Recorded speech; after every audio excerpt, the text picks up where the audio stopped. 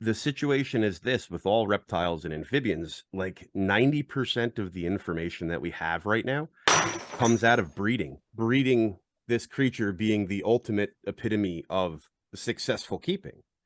But I think it goes beyond that, and I think we haven't really studied that, and I think that's where we're in the infancy of these understandings now. It's changing the perception of the way everybody looks at reptiles, and that's what's important. You know, these aren't any different than dogs, cats, cows, goats, things that have been in captivity for years. We just haven't studied them the same way because we haven't needed to. There hasn't been enough of a push from enough people to understand the science behind it. Why do we know about cows?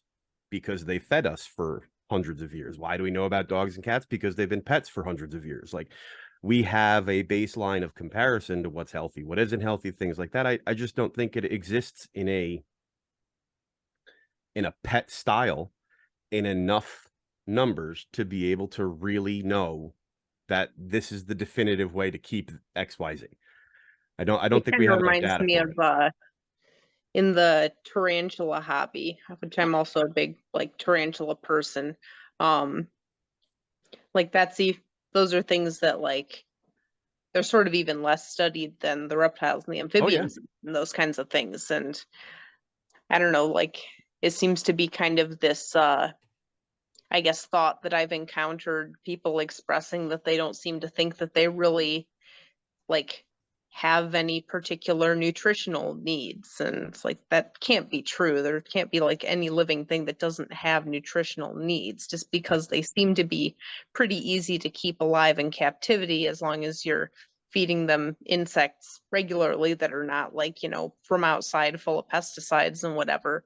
Doesn't mean that like there is no thing that would be considered an optimal diet for them. It just hasn't really been a thing that's been studied yet, but there's got to be some kind of a way to have an optimal sort of balanced diet for them. It's just not a thing that anybody knows. We don't know what we don't know.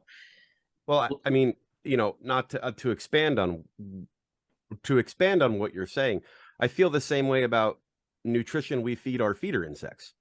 Yes. Mm-hmm. If we're feeding our feeder insects something specific, and we hope that that goes into our reptile with optimum nutrients, why would you not think that the same negative phosphorus to calcium ratio from a cricket wouldn't do anything wrong to a top predator like a Goliath bird eater that's eating perpetually different foods constantly? Of course there's nutritional importance. You know, it's just, I mean, but again, as a keeper of reptiles, in the way that I've been taught and the way that I understand and perceive things, to me that's just a no-brainer. To a lot of other people, if you tell them that they should not go to XYZ pet store and purchase their crickets every week for their spider, I'm sure they get a little pissed off. Well, I get a lot of flack for like talking about the native species and how, so long story short, and I think I said this already with both of you guys, but of course you both know Ace, the American toad, and the story about her is like she was going to die because of like parasites and all kinds of other things. But I like back in the day when I was first starting out, I used like herp cal and I used like rapashi and I used Reptivite and all these other things, and I would dust the crickets and I would dust whatever. Like I gave her a lot of different feeders, but the doctor looked at the nutrition and she looked at like Ace, even though Ace weighed a certain amount at the time, and she said she was actually starving and she could develop a lot of diseases because she wasn't getting the proper nutrition. So she recommended this research study, and then she said, like, I want you to feed all of the insects the better bug gut load from Missouri. And I was like kind of skeptical because I never heard about that before. And so as I started to use it and I started to play around with it, I saw that I could get an animal who's very unhealthy to gain weight, or I can also, well, I shouldn't say or, I should say additionally, I could get an animal to become very healthy or have like the proper nutrition for like a wild native species. And for me, like with the education system that I have with the native stuff, like I have to have something that's geared towards those group of animals, not necessarily dart frogs or dump bees or whatever, but specifically for those animals. And I guess it does work for larger groups of frogs as well. But like I always recommend that, not because it's something that I'm biased towards and like I don't have any partnership with Missouri, but I just got the chance to see what it did for my animals and how it dramatically changed their lives. How I was able, sorry, there's a little gnat in here. I'm not just doing this out of for no reason, but all I'm gonna say is, even if you are, man, I wouldn't have pointed it out.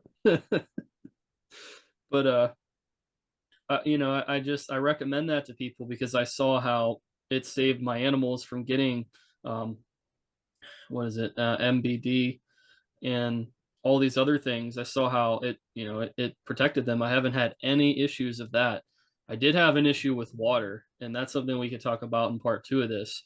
But for part 1 with nutrition, all my animals, I only once or twice can tell you in the last 5 or 6 years that I've dusted additionally just because I wanted to, but it was not necessary. And like my animals don't have any problems with nutrition, but you know, like you said, you try to explain that to people. A lot of people either just coming in or people who have been taught the same thing over and over, and it's like they have a very big problem with it or a very, very big disagreement. And it's like, look, I'm not telling you this because I make a cut off of it. I'm telling you this because I found out the hard way that this is what I got to do. Well, the herpetolite and the repcal are not products that we actually use anymore within the company and stuff, and also most of us with our personal pets because they've been found to be not as effective as previously thought. So like we do dust our stuff still, which I would personally still recommend, but we also are kind of forced to be using a little bit more of a limited diet while things are at the facility just for the sake of operating on such a large scale and all that. And we recommend pretty much exclusively Repashy Calcium Plus nowadays. It's been proven to be the most effective thing so far.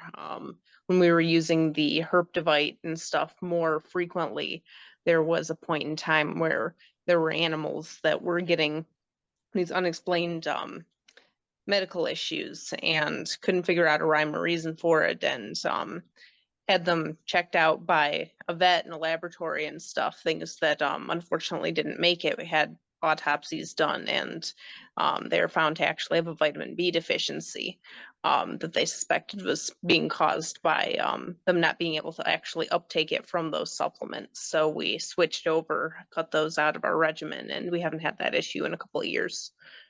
It's amazing what a difference it can make. Kind of like I got a dart frog a few years ago that had previously been getting fed fruit flies that I think were being dusted with only like pure calcium. Like it didn't actually have any vitamins that it was getting. And so I switched it to a multivitamin product, and it wasn't that one, but it was another one that's fairly highly recommended for dart frogs anyway. And the increase in the color and the activity level and athleticism of the animal within a few weeks was really impressive. She went from just kind of tottering around on the floor of the enclosure to being able to easily hop up on pieces of wood and decor and leaves and stuff that she'd been struggling to before.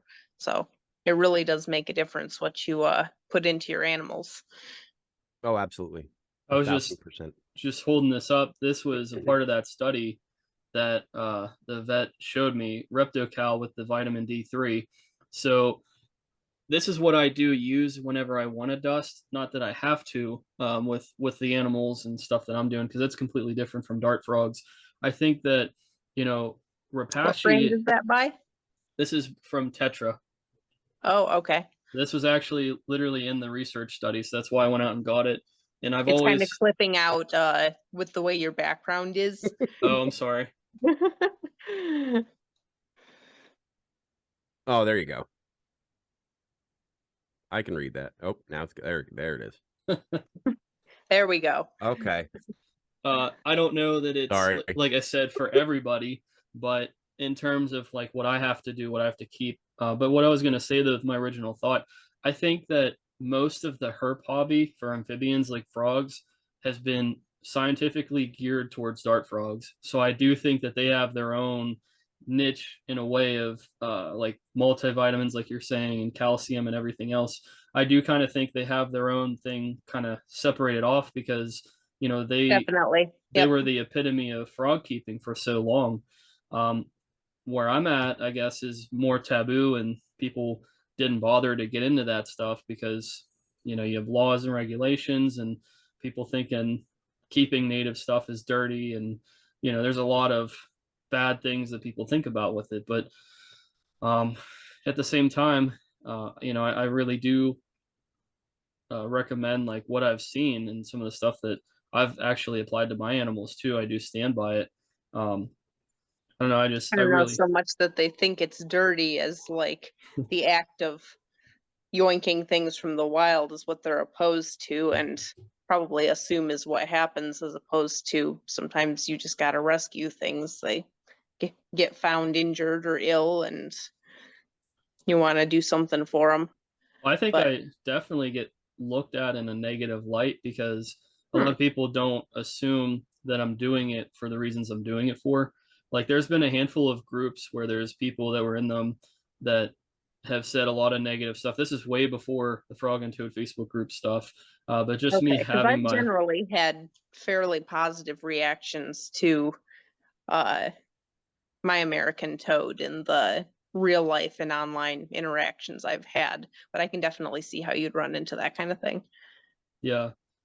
Yeah, so maybe things are starting to change now, but I don't know. I just kind of had that reputation of people like, oh, like he's kind of like they. I don't know if they thought I was borderline breaking the law or if like I'm a poacher or what, but I just kind of had that that reputation